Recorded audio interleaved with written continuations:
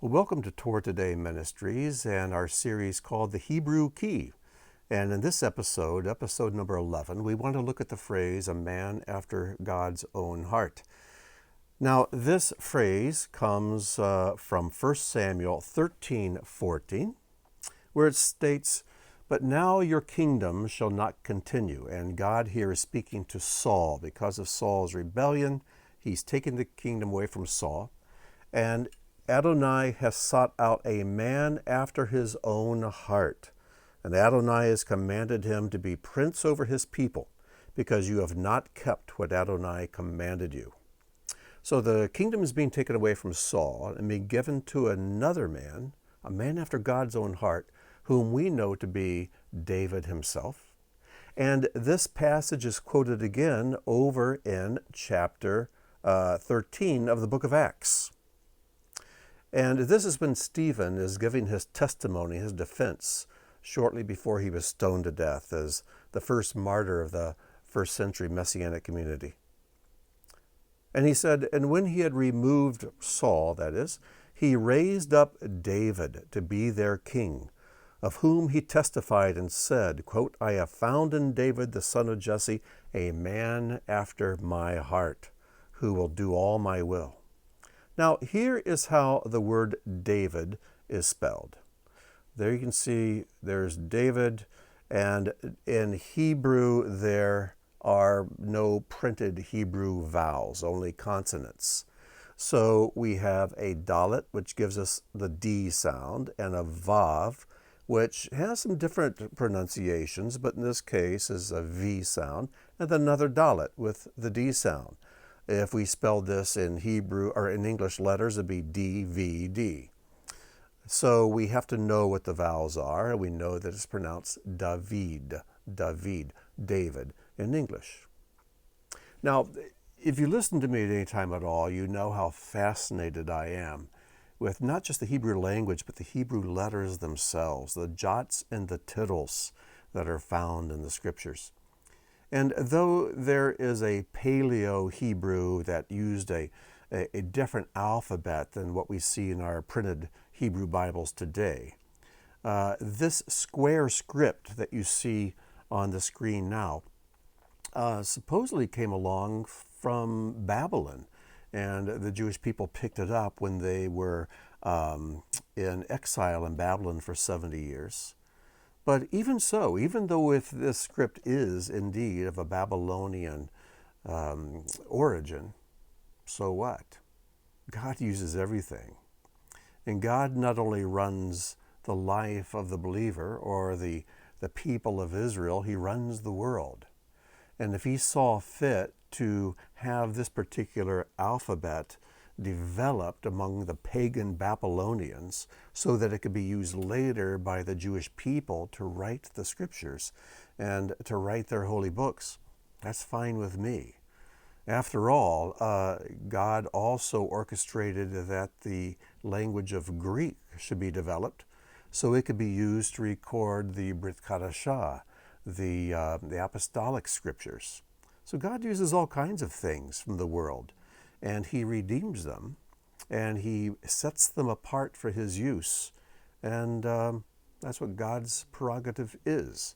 So don't get hung up that this script that you see here, this Hebrew script, is not the original ancient Paleo-Hebrew, the original Hebrew script. So it's just fine. Both scripts, both alphabets have many insights and many lessons to teach us. So don't throw one away and cling only to the other. So let's take the name David. God says that David is a man after his own heart. So let's look at God's name. Here is God's name that is spelled Yud, He, Vav, He. And you can see here that the letter He is made up of two strokes. There's the right-angled stroke at the top, and then there's a little yud that's stuck inside. But there's God's name. Now watch something magic happen. If I take the two parts, or the horizontal and vertical part of the letter He and fill it in, I'm sure many of you already see where I'm going with this. and then we fill in the Vav, and then fill in the horizontal and vertical stroke of the other Hey, look what we get. We get the name David, which is at the heart of God's name. So when God said he would find a man after his own heart, he demonstrates this even with the very letters of his own name, Yud He Vav He. Now let's take this one step further. Let me introduce you to this letter Dalet, which I've mentioned, and talk about it a bit more. It's the first and last letter of David's name. And the letter Dalet means door. And in the mezuzah scrolls that are put on the doorpost of our homes, on the back of the scroll they write the words, Shomer Doltot Yisrael, the guardian of the doors, the Doltot of Israel. So Dalet is a good, solid Hebrew word. It means door, and apparently this is supposed to bear the shape of a ceiling with a door flap hanging down. I don't know, but that's a possibility. Now, if we take God's name, Yud He Vav He, and we take a Dalet and introduce it into God's name, so that now we have Yud He Vav Dalet He, we now have the word Yehuda, or as we're used to pronouncing it, Judah. Which tribe did David come from? He came from the tribe of Judah. And Judah's name is the only one of the 12 tribes that includes the letters of God's name, Yud He Vav He. Let's take this one step further. It was through the tribe of Yehuda, Judah, that David came.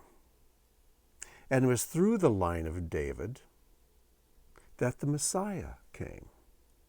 And what did the Messiah call himself? He called himself the door, the Dalet. But the door to what? Or should I say, the door to whom? It's a door to Yud He Vav He. He is the door to God. So the door to God came through the tribe of Judah, and that door is a direct descendant of King David, a man after God's own heart. You know, you just can't make this stuff up, can you? But this is the beauty and the wonder of the Hebrew language. Remember, the Hebrew language is a transcendental language, and the rabbis refer to it as the language of transcendence, because it's not of this world. It's an extraterrestrial language. It's a language through which God created the universe, and it's the language through which he communicates his scriptures to us today. And he even used the Babylonian people, it seems, to create an alphabet that captures so many of the wonders that God holds for us in his holy scriptures written in his holy language of Hebrew. So, hope you've enjoyed this. Hope it inspires you to learn the holy tongue a bit more.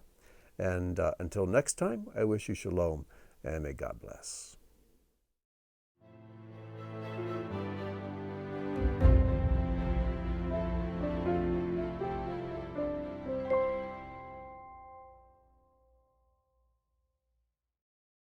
Roger that.